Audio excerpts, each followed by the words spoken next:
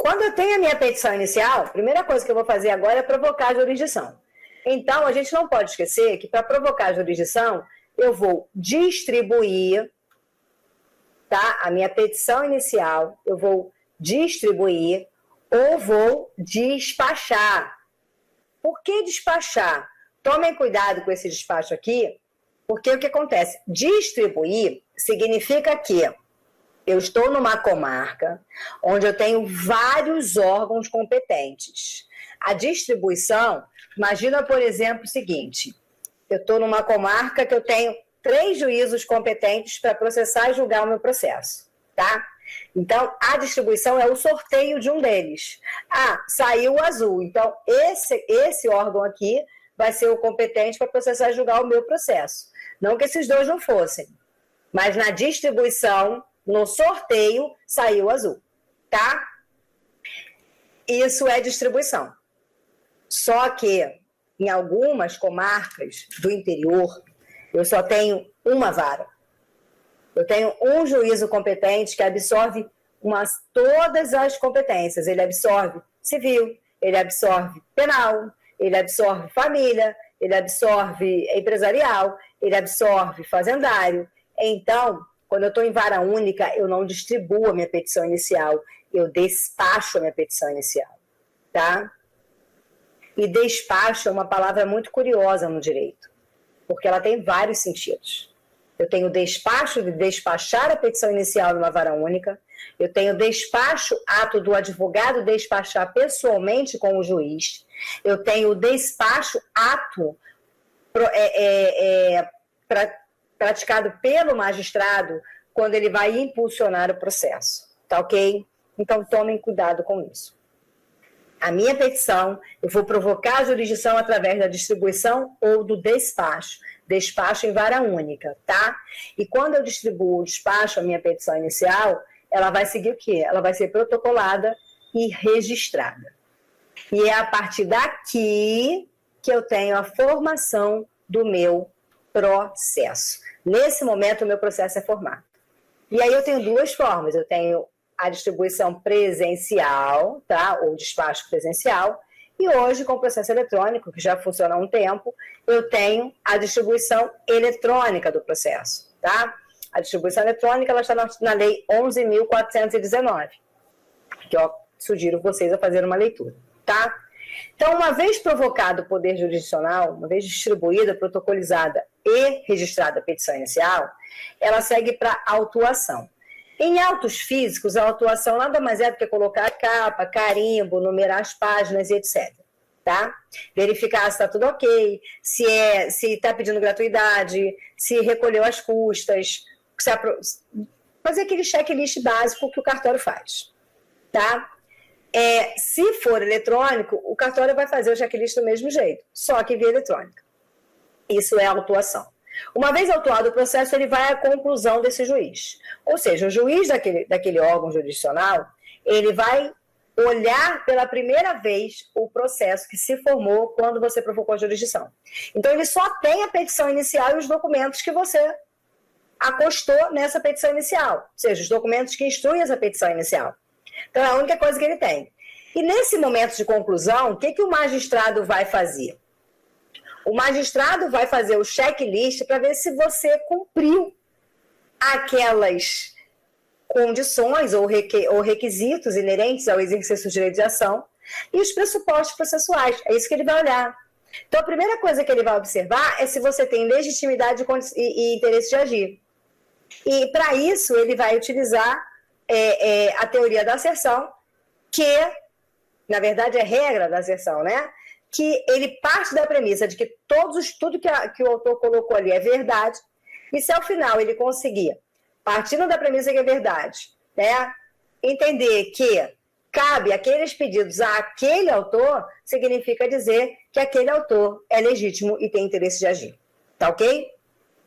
Então, é a primeira coisa que ele vai fazer no processo. Só que, a partir daí, né, ele tem algumas situações que ele tem que analisar nessa petição inicial.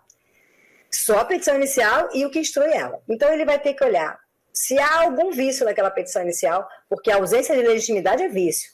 A ausência de interesse de agir é vício. Né? A ausência de informar os dados do advogado é vício. A ausência de informar o e-mail do autor é vício. Se você não coloca o valor da causa, é um vício. Se você não trabalha, né, o seu pedido como uma consequência da sua causa de pedir, é um vício. Então, ele vai olhar, exatamente a primeira pergunta que ele vai fazer à sua petição é: tem vício aqui? E se tiver vício, esse vício é sanável ou é insanável? É possível corrigir esse vício ou não é possível corrigir o vício? Por quê? Porque se for possível corrigir o vício, o magistrado vai pedir para que você corrija. Então, ele vai intimar o autor para determinar que o autor corrija aquele vício da petição inicial. Porque se ele não corrigir, aquela petição inicial será inepta. E em sendo inepta, ele não pode prestar a jurisdição. Tá? Então, algumas situações vão ocorrer aqui.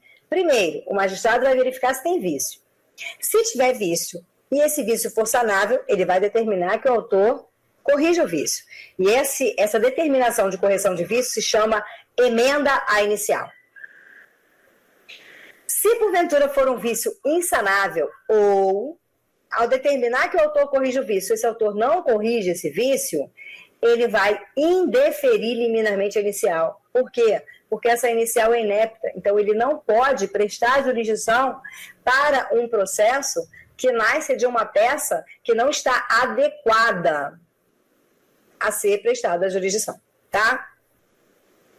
Primeira questão que ele vai fazer. Olha, tem vício, sanável e insanável? Se for sanável, manda emendar. Se for insanável, indefere liminarmente a inicial.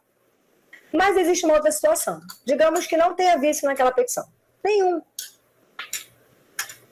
E aí, ao invés de ele, né, dar ciência ao réu de que existe o processo, ele ainda vai fazer uma outra pergunta. E aí é uma relação só dele com a petição inicial. Ele vai olhar e falar o seguinte: peraí, deixa eu ver esses pedidos que o autor está fazendo. Esses pedidos, eles podem prosseguir ou eles são contrários às situações que a lei determina, notadamente, né, precedentes. Esse pedido está prescrito? Ou foi fulminado pela decadência? Porque se for, o que o magistrado vai fazer? Ele não vai dar ciência ao réu. Ele vai simplesmente julgar liminarmente aqueles pedidos de forma improcedente. Ou seja, ele vai dizer: autor, você não tem direito a nada disso que você está pedindo. Tá? Só que em ambos os casos, tanto em caso de indeferimento liminar, como em caso de julgamento prima facie ou julgamento liminar de improcedência, nos dois casos, o magistrado não citará o réu. Eu não vou precisar do réu para que o processo não só se forme como finde. A diferença no indeferimento inicial, da petição inicial, o magistrado não entra no mérito. Por quê? Porque ele não pode por existência de um vício. No julgamento liminar, ele entra no mérito, ele julga o mérito, tá? Só que ele julga o mérito improcedente. Por isso não há violação ao contraditório, tá? Gente, até aqui, alguma dúvida? E aí, concluídos os autos, o magistrado pode passar pelo indeferimento liminar, pelo julgamento liminar de improcedência, emenda inicial. Nesse caso, se eu, porventura, requerir na minha petição tutela provisória, ele vai ter que analisar. Se eu pedir gratuidade de justiça, ele vai ter que analisar. Se eu pedir prioridade de tramitação, ele vai ter que analisar antes, né, de proferir o despacho que determina a citação do réu. Citar o réu é despacho, tá? Mas tomem cuidado, vocês vão estudar isso lá em Processo Civil 3. Quando ele manda emendar, é despacho. Quando ele manda apenas citar o réu, é despacho. Mas quando ele concede ou nega uma tutela provisória, quando ele defere ou nega uma gratuidade de justiça, aqui o que eu tenho é uma decisão interlocutória, tá? Isso é importante vocês saberem. Por que é decisão interlocutória? O despacho ele não tem cunho decisório, o conteúdo dele não é decisório. O conteúdo dele é simplesmente para fazer o processo andar. Eu só tenho conteúdo decisório quando eu estou apreciando algum pedido de qualquer das partes. Então, se a parte pede tutela provisória, eu estou apreciando um pedido. Logo, o que eu falar em relação àquele pedido tem cunho decisório. É uma decisão, tá? E aqui é uma decisão interlocutória. Diferente de quando ele indefere liminarmente uma petição inicial ou quando ele julga liminarmente o processo. Nesses casos aqui, o que eu tenho é uma sentença. Por quê? Porque ela finda a fase cognitiva do processo. O processo a fase de conhecimento, a fase em que o magistrado vai conhecer aquela solução, aquele problema, ela acaba exatamente aí. Por quê? Quando ele defere liminarmente, ele não pode conhecer o problema porque tem um vício. E quando ele julga liminarmente, ele conhece o problema, mas ele já sabe que aquela questão, né, aquilo que a parte pede, não pode ser julgado de maneira procedente, porque já há um precedente falando exatamente o contrário, ou está prescrito, ou foi fulminado pela decadência. Então, ele já decide o mérito de maneira negativa. Tá ok? Então, a partir daí, vamos lá. Concluídos os autos, vai. O juiz analisa e identifica que há um vício. O que ele vai fazer?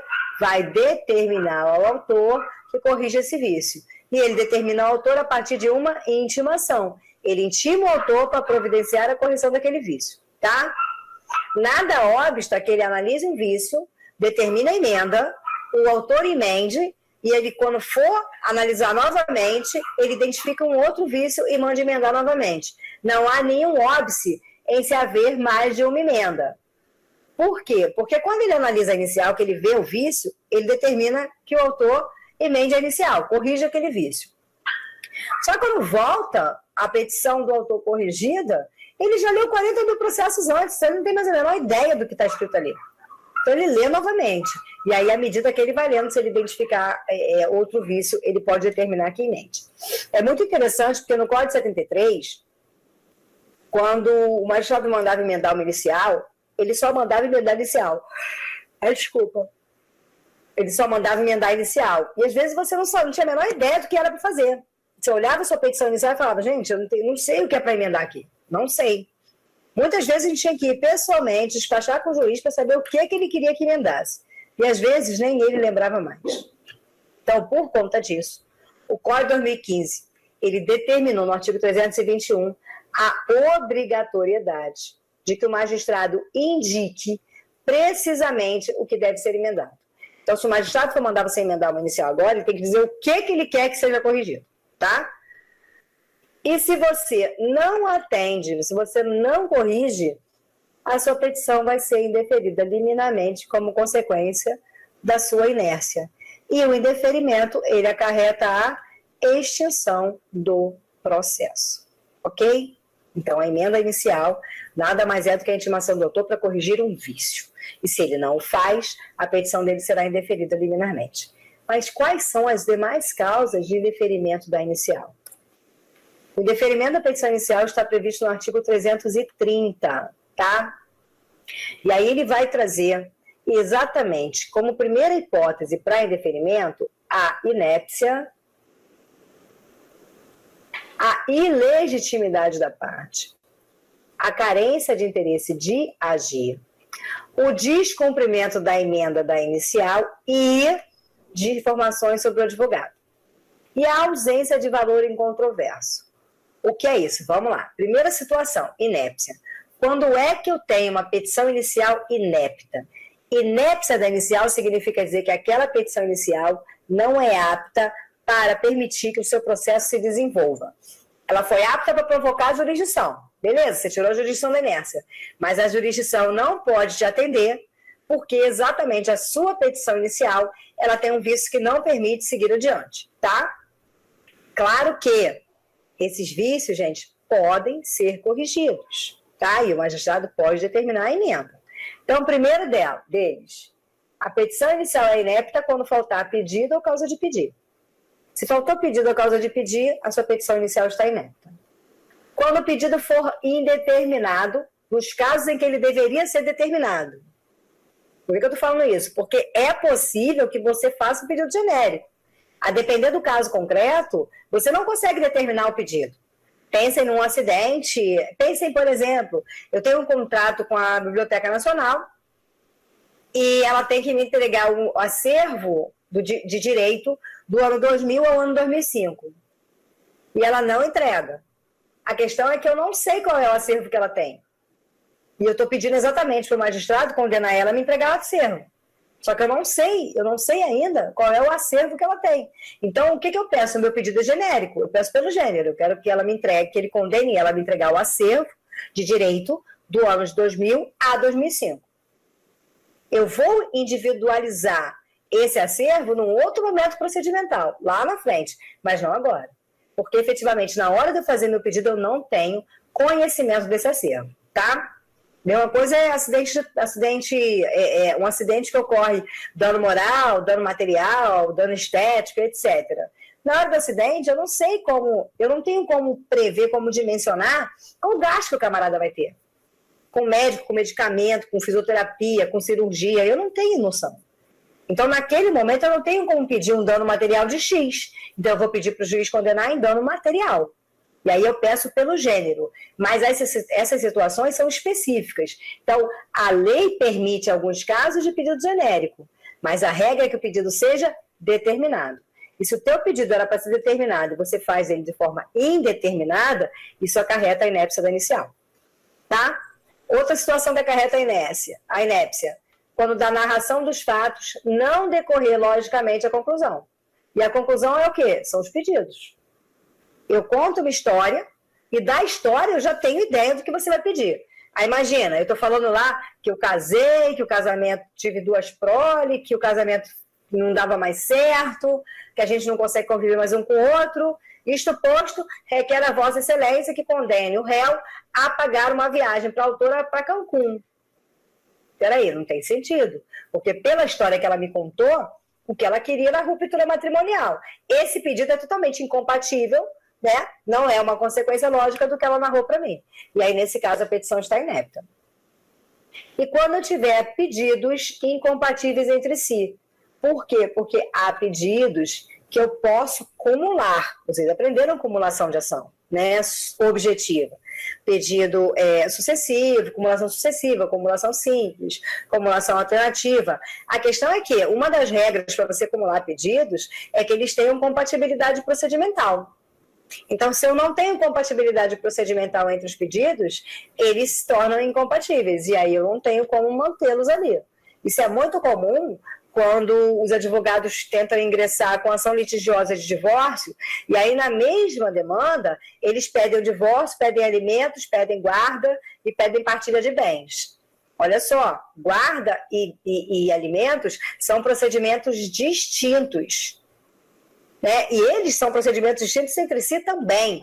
Então, e cada um é procedimento especial. Então, você pode pedir teu divórcio com a partilha de bens, mas você não pode, se for litigioso, você não pode incluir nem alimentos nem guarda.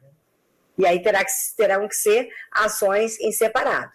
Se for consensual, aí se permite.